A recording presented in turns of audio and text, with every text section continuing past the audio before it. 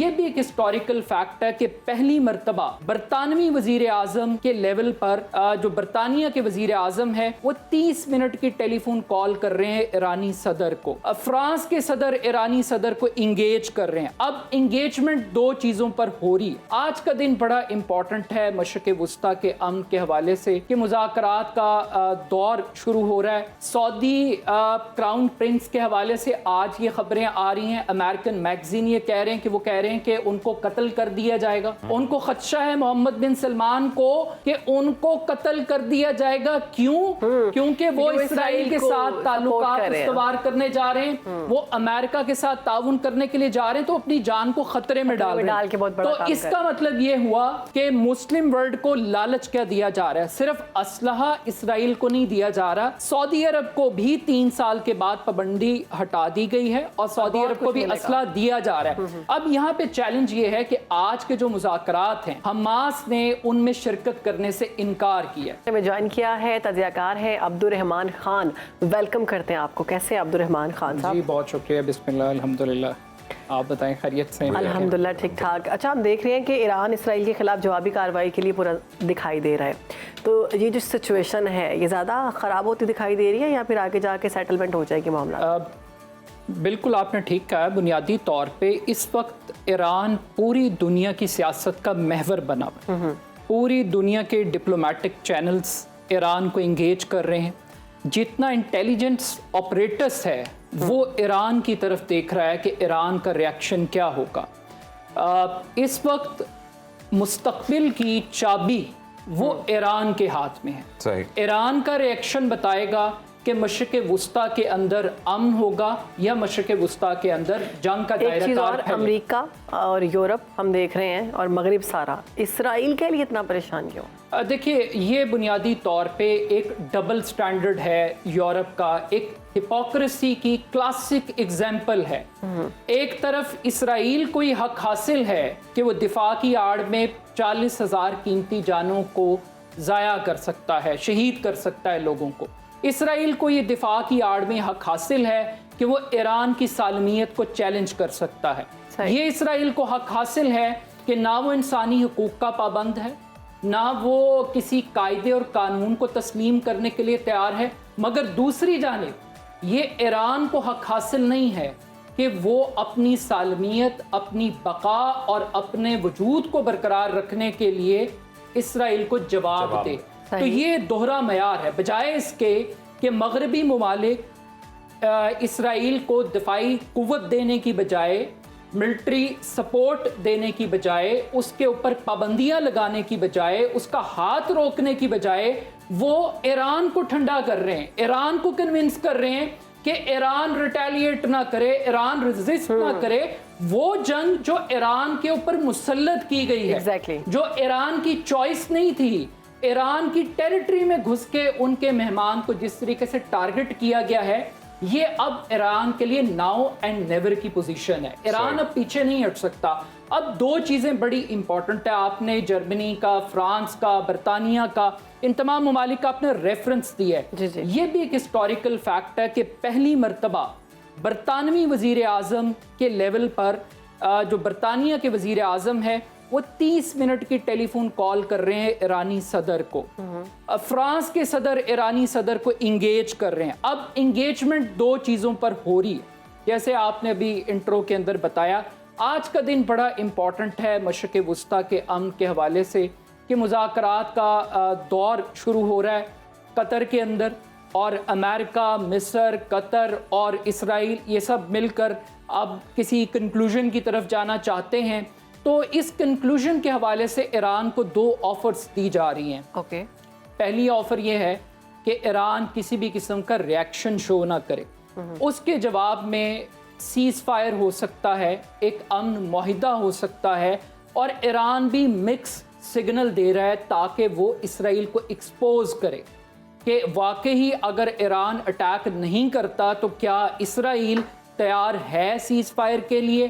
یہ ایک بہت بڑا کوشچن مارک ہے. اور آپشنز کیا اویلیبل ہیں اس وقت ایران کے پاس؟ دوسری چوائس, ایران کو یہ کہا جا رہا ہے کہ ٹھیک ہے آپ ریئیکٹ کرنا چاہتے ہیں, جواب دینا چاہتے ہیں, تو آپ جواب کیلکولیٹڈ دیں. माजी की तरह दें जैसे कि आपने लेकिन उन्होंने तो बहुत बड़ा हमला किया था। अब मसला यही है कि अगर आप होम्योपैथिक जवाब देंगे तो फिर और तो आपको फिर ये तसव्वुर किया जाएगा कि आप खौफजदा हैं, ईरान के अंदर ये कैपेसिटी नहीं है, कैपेबिलिटी नहीं है कि वो दिफा कर सके, वो जवाब दे सके, तो डिफीटिंग मेंटालिटी ईरान के अंदर नहीं है। ईरान को अब चैलेंज है कि ईरान ने जवाब देना है और भरपूर तरीके से जवाब देना है। दो सवाल है, एक तो ये कि ये मामला खुदा न खास्ता अगर शिद्दत इख्तियार करता है मशरिक़ वस्ता में तो पावर डायनामिक्स क्या होंगे और बिलखसूस कॉन्सिक्वेंसेस आप क्या देखते हैं? क्या ये सिनेरियो यही है, इतना सादा है कि ईरान वर्सेस इजराइल और प्रो इजराइली वेस्टर्न कंट्रीज, क्या सिर्फ मामला इन्हीं तक महदूद रहेगा?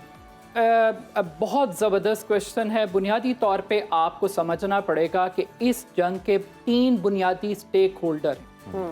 एक स्टेक होल्डर ईरान है, दूसरा हमास है, तीसरा हिजबुल्लाह है। इसराइल ने 3 फोर्सेस को टारगेट किया है। पूरी दुनिया अंडर ट्रायल है। कोई शख्स ये नहीं कह सकता दुनिया के अंदर कि इसराइल ने इस्माइल हानिया को शहीद करके हक़ दिफा इस्तेमाल किया है। इनफैक्ट कि अमेरिका भी ये समझता है कि जो सालिसी का सिलसिला शुरू हुआ था, इसराइल ने उस सालिसी को तबाह करने के लिए इस्माइल हानिया के ऊपर अटैक किया है। अब जब ये जंग होगी तो ये सिर्फ ईरान की तरफ से नहीं होगी, हमास भी मैदान में होगी और हिजबुल्लाह भी होगी।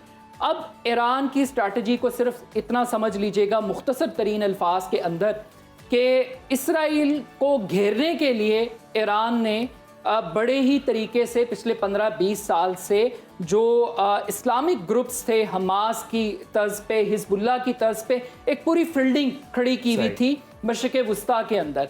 अब इसराइल ने ये डिसाइड कर लिया है कि उसने एक बड़े लेवल के ऊपर ये जंग लड़नी है। मुस्लिम वर्ल्ड के अंदर चैलेंज क्या है? सऊदी क्राउन प्रिंस के हवाले से आज ये खबरें आ रही हैं, अमेरिकन मैगजीन ये कह रहे हैं कि वो कह रहे हैं कि उनको कत्ल कर दिया जाएगा। उनको खदशा है मोहम्मद बिन सलमान को कि उनको कत्ल कर दिया जाएगा। क्यों? क्योंकि वो इसराइल के साथ ताल्लुकात इस्तवार करने जा रहे हैं, वो अमेरिका के साथ ताउन करने के लिए जा रहे हैं, तो अपनी जान को खतरे में डाल रहे हैं। तो इसका मतलब ये हुआ कि मुस्लिम वर्ल्ड को लालच क्या दिया जा रहा है? सिर्फ असलहा इसराइल को नहीं दिया जा रहा, सऊदी अरब को भी 3 साल के बाद पाबंदी हटा दी गई है और सऊदी अरब को भी असला दिया जा रहा है। अब यहाँ पे चैलेंज ये है कि आज के जो मुज़ाकरात हैं, हमास ने उनमें शिरकत करने से इनकार किया। हमास का प्रिंसिपल स्टैंड ये है कि हम तैयार हैं, लेकिन हम तैयार हैं जो बाइडन ने एक अमन मुआहिदा पेश किया था 31 मई को, उसके लिए हम उस फार्मूले के तहत उसके ऊपर इम्प्लीमेंटेशन के लिए तैयार हैं। अगर आप चाहते हैं अब्दुल मालिक सवाल दिए कि इस्माइल हनिया के बाद हमास के जो लीडर बने तो क्या उन्हें जो अहले गज़ा हैं या फ़लस्तीन के लोग हैं उनकी हिमायत हासिल है? क्योंकि ये खबरें भी आ रही थी कि वो नहीं चाहते कि इतने एक्सट्रीम माइंडसेट के जो एक साहब हैं वो ये कुर्सी संभालें। देखिए, ये बहस वहाँ पे हुई, 2 से 3 दिन हमास की शूरा का इजलास हुआ और बड़ा डेमोक्रेटिक और पॉलिटिकल प्रोसेस है हमास की क़यादत को सेलेक्ट करने का और इलेक्ट करने का। ये सारे सवालात उठाए गए। 7 अक्टूबर तूफ़ानुल अक्सा जो ऑपरेशन है उसका सारे का सारा क्रेडिट अगर किसी एक शख्स को जाता है तो वो याहिया सिनवार हैं, और ये कहा जाता है कि वो एक खौफ की अलामत हैं और इसराइल के लिए बराह रास्त थ्रेट हैं। उन्हें खान यूनस का कसाब तक कहा जाता है, वो मोस्ट वांटेड आदमी है। तो हमास को एक ऐसा चेहरा चाहिए था जो मज़ाहमत की अलामत बनता, जो हार्ड लाइनर होता। आपने याहिया साहब का जिक्र किया है जो हमास के नए सरबराह, ये नाजरीन के लिए बड़ा इंटरेस्टिंग है।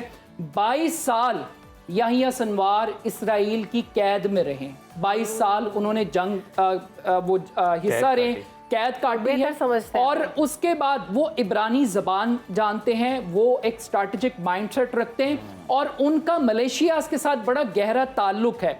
अब यहाँ पर जिस मुआहिदे की बात हो रही है, हार्ड लाइनर के बावजूद दोनों चीज़ें, वो कहते हैं कि मज़ाहमत होगी तो मुफाहमत होगी। At the end of the day तमाम जंगों का कंक्लूजन टेबल पर आकर निकलता है। 20 साल अफगानिस्तान में जंग हुई, दुनिया सारी एक तरफ थी, तालिबान एक तरफ थे, स्टिल टेबल टॉक हुई, एक एग्रीमेंट हुआ और जंग का इख्तिताम हुआ। यहाँ पर जो बाइडन का फार्मूला है उसको अंडरस्टैंड करना बड़ा ज़रूरी है। 3 पॉइंट्स थे उस फार्मूले के बाइडन के, जिसको अक़वाम मुत्तहिदा और हमास आज भी मानने के लिए तैयार है, और ये वाहिद कंक्लूजन है जिस पे अमल हो सकता है। पहली चीज़, 6 हफ्तों के लिए जंग बंदी कर दी जाए, जितने कैदी हैं उनको स्टेप बाय स्टेप रिहा कर दिया जाए दोनों साइड से, और गजा से इस्राएली फौज का इनखला हो जाए। दूसरा पॉइंट ये है कि मुस्तकिल जंग बंदी के लिए डायलॉग हो, और बाकी जितने कैदी रह जाएं वो भी रिहा कर दिए जाएं।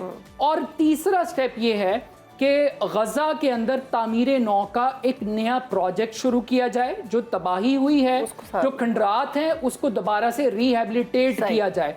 तो इस प्रोसेस के लिए हमास तैयार है। लेकिन जहां तक जंग की बात कर रहे हैं, अभी एक चीज को इंटरनेशनल मीडिया ज्यादा डिस्कस नहीं कर रहा, वो हिजबुल्लाह की कैपेसिटी है। मैं सिर्फ एक रेफरेंस आपको देना चाहता हूं। 2006 के अंदर हिजबुल्लाह ने 8 इस्राएली फौजियों को हलाक किया और 2 को यरगमाल बना लिया। 34 दिन इसराइल की और हिजबुल्लाह की जंग चली। 34 दिन तक इसराइल हिजबुल्लाह को झुका नहीं सका, अपने बंदे नहीं रिहा करवा सका।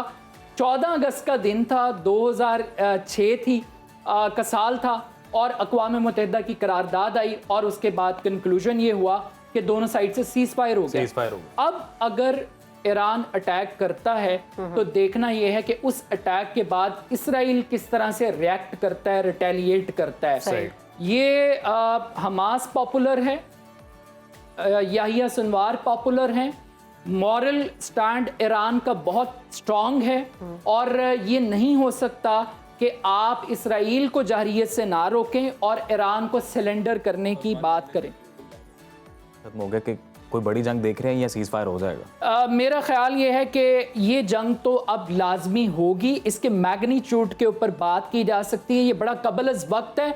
अगर तो इसराइल ने सेगमेंट जो है ना वो इसी पे कर लेते हैं। जी बिल्कुल, अगर इसराइल ने बाइडन के पीस एग्रीमेंट को तस्लीम कर लिया और एज इट इज इम्प्लीमेंट किया, तो मेरा ख्याल है कि शायद हम एक जंग से बच जाएंगे। लेकिन लगता नहीं है कि जहां ईरान तैयारी कर रहा है वहां इसराइल भी तैयारी कर रहा है जंग की। ठीक है, फैसला यानी कि इसराइल के हाथ में कि वो कौन सी स्ट्रैटेजी। जवाब का इंतजार होगा। अगर ईरान अटैक करता है तो उस अटैक के बाद इसराइल खामोश हो जाएगा, या इसराइल उससे बढ़कर जवाब देगा, और अगर बढ़कर जवाब देगा तो फिर जंग नागुज़ीर है। बहुत शुक्रिया अब्दुर्रहमान खान साहब, आपने वक्त दिया जी सुनो पाकिस्तान को।